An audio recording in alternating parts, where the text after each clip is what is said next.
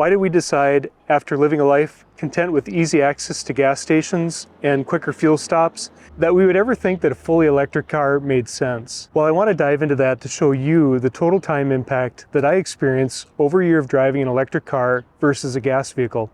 I'll show you my calculations because numbers are exciting, right? No. I want to show you my calculations so that you can determine if the experience that I share with you applies to your driving experience, so you can figure out if you'd spend more or less time charging based on your yearly driving needs. So before we begin, I want to make 4 quick points. The first point is, for most of the well-traveled routes across the US and other parts of the world, DC fast charging stations such as Tesla superchargers and non-Tesla chargers are located within the battery range distance of most electric vehicles. Sure, you can buy an electric vehicle with less than 200 miles of range, but I think that most people using an electric car in place of a gas vehicle will opt for a 250 to 300 mile range vehicle, especially if they plan to use it on longer road trips.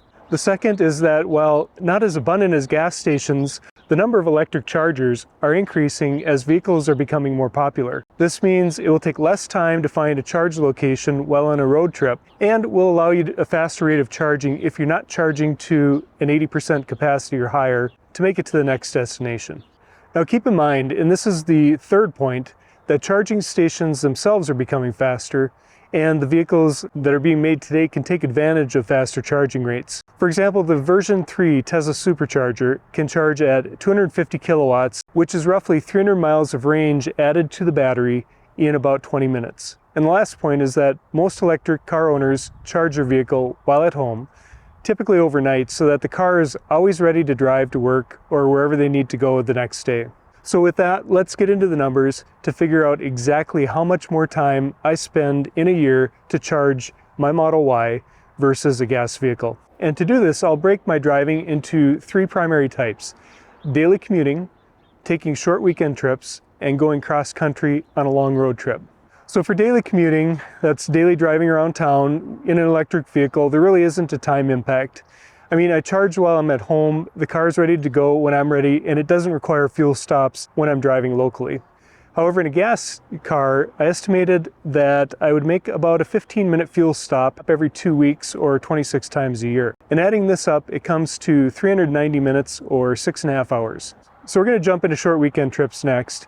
And that's 250 miles, something that you would typically do in a day, maybe spend a night and come back home the next day. In an electric vehicle, I would stop somewhere along the 250 mile trip for about 40 minutes to charge the battery up along the route. And I stay longer than needed to charge at the stop because I want to have some energy left at the destination to be able to get around at the destination of spending the night.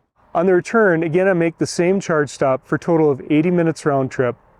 I make 2 trips a month in the summer, 1 trip in the winter, for a total of 18 trips a year. And for the total charge time that I spend in this year, it's 1,440 minutes, or about 24 hours.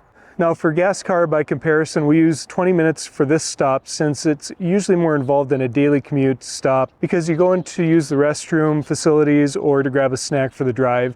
And for a round trip drive, the 40 minutes over the same 18 trips a year adds up to 720 minutes, or 12 hours of fuel stops in a year. And then the last type of drive that we're going to cover is the long road trip, and we'll start with the electric vehicle. We used a 1,600 mile road trip that I recently took to Nashville, Tennessee as an example. I made 5 charging stops each way at superchargers, so 10 stops total, averaging about 25 minutes per stop. This comes out to 250 minutes, or just over 4.2 hours of charge time for the trip. So we can round that up to 5 hours because sometimes it takes a little bit of extra time to get to the charger, and then I like to find a snack or use the restroom during this time as well. By comparison, long road trips using a gas vehicle, using the same 1,600 mile drive, would require stopping about 5 times for gas. Using the same 20-minute stop time for gas, break, and a quick snack, it takes 100 minutes to stop for fuel during the road trip, or about 1.7 hours. So assuming that I make 2 of these trips a year, it's 10 hours of charging time in an electric car and 3.4 hours of refueling time for gas stops. So the total difference in charge time versus refueling time in a gas vehicle over a year is, for charging, daily 0 hours, weekend trips 24 hours, and long road trips 10 hours, for a total of 34 hours of charging time. By comparison, for gas vehicles, refueling time takes about 6.5 hours to support daily commutes, 12 hours for the weekend trips, and 3.4 hours for the long road trips, or about 21.9 hours. So the overall time impact in my driving experience is that I spend a total of about 12 hours more in a year recharging an electric vehicle versus refueling a gas vehicle. However, when I owned a gas vehicle, I also had to make routine maintenance stops to have the oil changed, radiator flushed, and the transmission checked. And I typically did this about every 5,000 miles of driving, or 4 times a year. The drive to and from the service center, plus the visit itself at the service center, took about an hour. So let's add an additional 4 hours per year to a gas vehicle for the maintenance needs. And that brings the time difference down to 8 hours in electric versus gas. So the question for you, using these numbers, is giving up an additional 8 hours per year worth it to drive an electric vehicle for the same types of use that you drive a gas vehicle? For me, hands down, the answer is yes. I love the acceleration, the overall performance, the advanced driver assist technology that are found in Tesla and other electric vehicles that are coming out. And this ownership enjoyment factor easily justifies for me the little extra time that it adds over a year of driving. So as we wrap up the video, I just wanted to say, if you own an electric car and you want to share your own experience with us, please leave it in the comments section down below. If you found this video helpful, a subscribe would be very appreciated, or at least leave a thumbs up on your way out. And as always, thank you for watching and have a great day.